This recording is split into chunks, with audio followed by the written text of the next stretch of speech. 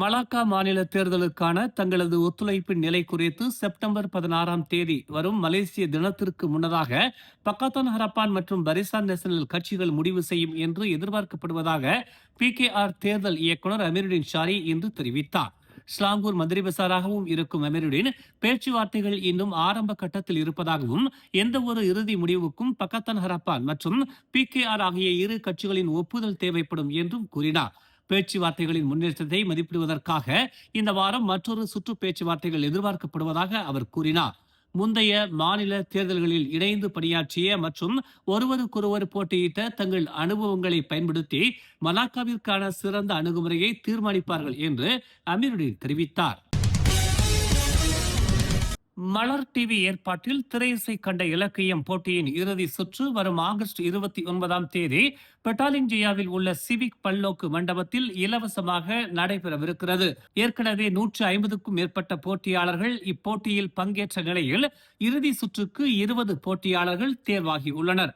இளையோர் பிரிவில் தீபாசினி கதிரேசன், ஷாலினி பூபாலச்சந்தர், விக்னேஸ்வரன் சுந்தர், சுமதி ஆனந்த ராவ், சக்தி ரவீந்திரன், இளமதி குணாலன், சுகேந்திரன் ராஜேந்திரன், சங்கரி சிவபாலன், கவிஷினா ஸ்ரீனிவாசகம், காயத்ரி பாலன் ஆகிய 10 போட்டியாளர்களும், பொது பிரிவில் ஜெகதீசன் சில்வராசு, சாந்தி வேலாயுதம், விருத்யஞ்சயன் சுந்தரமூர்த்தி, கவிதா வீரமுத்து, திலீப் குமார் மாசிலாமணி, வடிவேலு சின்னக்கண்ணு, தமிழரசு முனியாண்டி, மதியழகன் கோவிந்தசாமி, கயல்வெளி பழனி என 10 பேரும் மொத்தம் நேரடியாக 20 படைப்புகளை வழங்கவிருக்கிறார்கள். இறுதி சுற்றுடன் பரிசளிப்பு விழாவும் நடைபெறுவதால் நடுவர்களின் தேர்வு மட்டுமின்றி பொதுமக்களும் நிகழ்ச்சிக்கு நேரடியாக வந்து 20 போட்டியாளர்களில் ஒருவரை சிறப்பு வெற்றியாளராக தேர்ந்தெடுக்கலாம். உங்களை கவர்ந்த பேச்சாளர் யார் என்பதை ஆகஸ்ட் 29ஆம் தேதி நிகழ்ச்சியின் போது நீங்கள் வாக்களித்து தேர்வு செய்யலாம். இந்த நிகழ்ச்சியை மலர் டிவி இலவசமாக அனைவரும் பங்கேற்கும் வகையில் ஏற்பாடு செய்துள்ளது. முன்னாள் பிரதமர் டதஸ்ரீ இஸ்மாயில் சப்ரி யாக்கூப் மீதான குற்றச்சாட்டு விசாரணையின் போது அம்னோவின் முன்னாள் இளைஞர் பிரிவு தலைவர் கைரி ஜமாலுடீனின் வருகை இன்று நீதிமன்ற வளாகத்தில் பலரின் கவனத்தை ஈர்த்தது. விசாரணை நடந்து கொண்டிருந்த போது கைரி அமர்வு நீதிமன்றத்திற்குள் நுழைந்து பொது பார்வையாளர் பகுதியின் கடைசி வரிசையில் அமர்ந்தார். விசாரணை முடியும் வரை அவர் அங்கேயே இருந்தார். விசாரணை முடிந்த பிறகு குற்றவாளி கூண்டில் நின்று கொண்டிருந்த 66 வயது இஸ்மாயில் சப்ரியை அணுகி அவருக்கு வாழ்த்து தெரிவித்தார். பின்னர் இஸ்மாயில் சப்ரியின் மகன் 3 லட்சம் ரிங்கிட் பிணை தொகைக்கு ஏற்பாடு செய்யும் வரை கைரி காத்திருந்தார். அதன் பின் ஆதரவாளர்களால் சூழப்பட்டிருந்த இஸ்மாயிலுடன் நீதிமன்ற வளாகத்தில் இருந்து வெளியே சென்றார். மேலும் இஸ்மாயில் சப்ரி புறப்படுவதற்கு முன்பு அவரது காரின் அருகே வழியனுப்பி கட்டிப்பிடித்து வாழ்த்து தெரிவித்ததும் காணப்பட்டது. முன்னதாக மலேசிய லஞ்ச ஊழல் தடுப்பு ஆணையமான MACCயின் அறிவிப்புக்கு இணங்க தவறிய குற்றச்சாட்டை இஸ்மாயில் சப்ரி மறுத்ததை அடுத்து நீதிபதி சுசானா ஹுசைன் அவருக்கு ஒரு நபர் ஜாமீனுடன் 3 லட்சம் ரிங்கிட் பிணை வழங்கினார். நேபாளத்தின் ரசுவாவில் ஏற்பட்ட பேரழிவு வெள்ளத்தால் பாதிக்கப்பட்ட மலேசியர்களுக்கு உதவ தேவையான அனைத்து நடவடிக்கைகளையும் எடுக்குமாறு மலேசிய மாமன்னர் மாட்சிமை தங்கிய சுல்தான் இப்ராஹிம் விஸ்மா புத்ராவுக்கு உத்தரவிட்டுள்ளார். இன்று சுல்தான் இப்ராஹிம் சுல்தான் இஸ்கண்டார் முகநூல் பக்கத்தில் வெளியிடப்பட்ட ஒரு பதிவின்படி பாதிக்கப்பட்டவர்களின் பாதுகாப்பு மற்றும் அவர்கள் இருக்கும் இடம் குறித்த புதுப்பிக்கப்பட்ட தகவல்களை உடனடியாக அவர்களது குடும்பத்தினருக்கு வழங்குமாறு மாட்சிமை தங்கிய மாமன்னர் உத்தரவிட்டுள்ளதாக தெரிவிக்கப்பட்டுள்ளது. பாதிக்கப்பட்ட மலேசியர்களை மீட்டு வெளியேற்றும் அனைத்து முயற்சிகளும் சுமூகமாக நடைபெற வேண்டும் என்று மாமன்னர் தம்பதியர் பிரார்த்தனை செய்தனர். ஷாலாமில் ஒருவர் உயிரிழந்த கொடூரமான மோதல் 2 கும்பல்களுக்கு இடையே ஆதிக்க போராக இருக்கலாம் என்று நம்பப்படுவதாக காவல்துறை தெரிவித்துள்ளது. விசாரணைக்கு உதவுவதற்காக 20 மற்றும் 30 வயதுடைய 11 சந்தேக நபர்கள் கைது செய்யப்பட்டுள்ளதாக ஸ்லாங்கூர் காவல்துறை தலைவர் சசாலி கஹார் தெரிவித்துள்ளார். அடையாளம் காணப்பட்ட மேலும் பலரை காவல்துறை தேடி வருகிறது. கைது செய்யப்பட்ட 11 சந்தேக நபர்களும் அப்பகுதியில் உள்ள 2 கும்பல்களைச் சேர்ந்தவர்கள் என்றும் அவற்றில் ஒன்று சமீபத்தில் உருவாக்கப்பட்ட கும்பல் என்றும் நம்பப்படுவதாக சசாலி கூறினார். 7 நாட்களுக்கு நீதிமன்ற காவலில் 5 வைக்கப்பட்டுள்ளனர். மோதலுடன் தொடர்புடைய 3 பேர் மருத்துவமனையில் சிகிச்சை பெற்று வருவதாகவும் சசாலி தெரிவித்தார். செவ்வாய்க்கிழமை மதியம் நடந்த இந்த சம்பவத்தில் நீல நிற ப்ரோடுவா அல்சா கார் மோதியதில் ஒருவர் சம்பவ இடத்திலேயே உயிரிழந்தார். இதில் சம்பந்தப்பட்ட பலரும் வெட்டப்பட்டதை வைரல் வீடியோக்கள் காட்டின. தனது கட்சியின் முன்னாள் துணைத் தலைவர் அஸ்மின் அலியை மீண்டும் கட்சியில் சேருமாறு அணுகியதாக கூறப்படும் கருத்துக்கள் குறித்து தமக்கு தெரியாது என்று PKR தலைவர் அன்வார் இப்ராஹிம் தெரிவித்துள்ளார். KLCCயில் நடைபெற்ற தேசிய புத்தாக்கம் மற்றும் வர்த்தகமயமாக்கல் கண்காட்சி 2026 கலந்து கொண்ட பிறகு செய்தியாளர்களிடம் பேசிய அன்வார் இந்த விஷயம் குறித்து தமக்கு தெரிவிக்கப்படவில்லை என்று கூறினார். யாராவது அவரை அணுகிறார்களா, அப்படி ஏதேனும் வாய்ப்பு வழங்கப்பட்டதா, எனக்கு தெரிவிக்கப்படவில்லை என்று அன்வார் தெரிவித்தார். அண்மையில் நடைபெற்ற கட்சியின் மாநாட்டில் முன்னாள் தலைவர்களையும் தொண்டர்களையும் மீண்டும் கட்சியில் சேருமாறு அன்வார் அழைப்பு விடுத்த போதிலும் PKRக்கு திரும்புவதை நிராகரித்த அஸ்மின் அலி குறித்து கருத்து தெரிவிக்குமாறு பிரதமரிடம் கேட்கப்பட்டது. நேபாளத்தின் ரசுவா மாவட்டத்தில் ஏற்பட்ட திடீர் வெள்ளத்தை தொடர்ந்து தொடர்பு கொள்ள முடியாத நிலையில் உள்ள மலேசியர்களின் எண்ணிக்கை நேற்று 17 என அறிவிக்கப்பட்ட நிலையில் தற்போது 54ஆக உயர்ந்துள்ளது.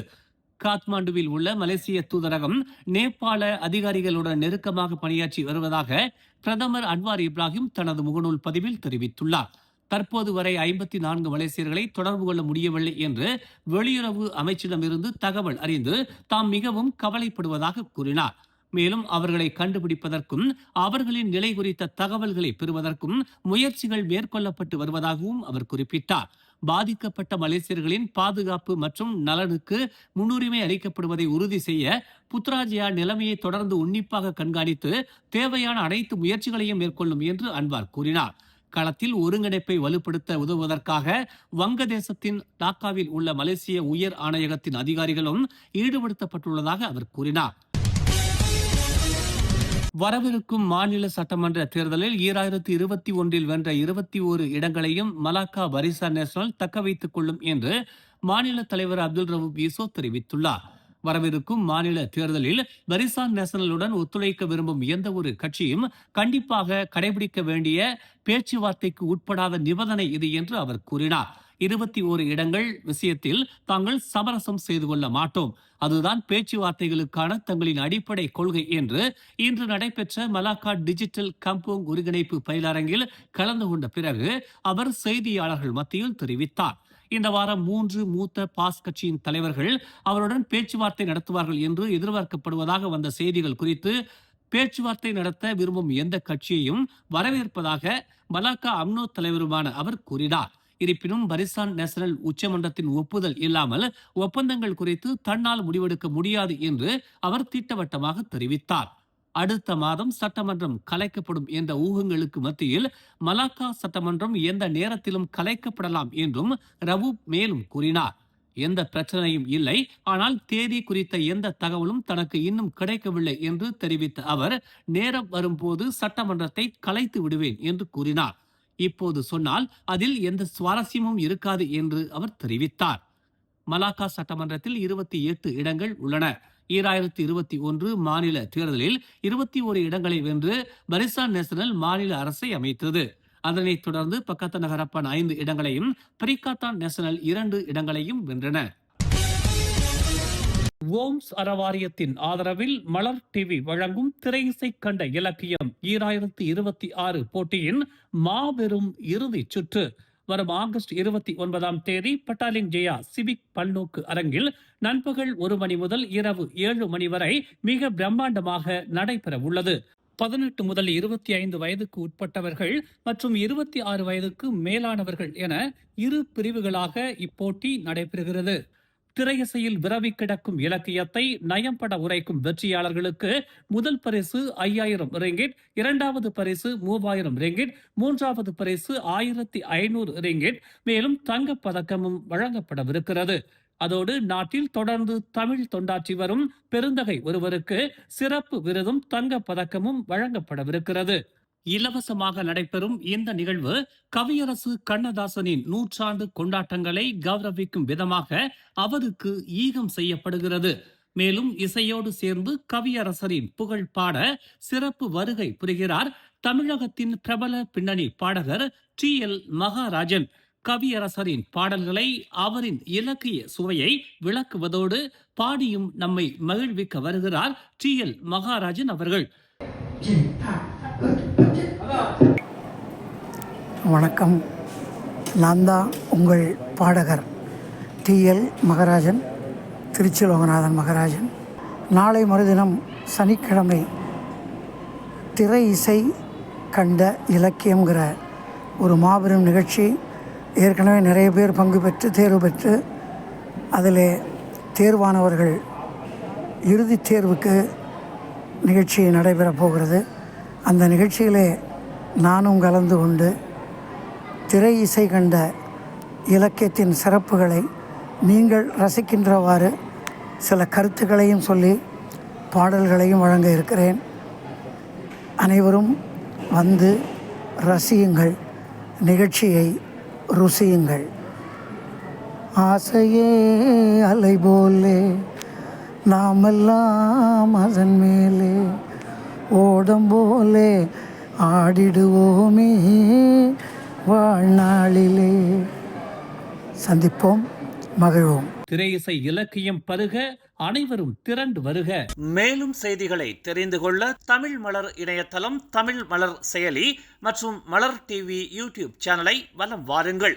எங்களோடு இணைந்திருக்க மலர் டிவியை பதிவு செய்து கொள்ளுங்கள்.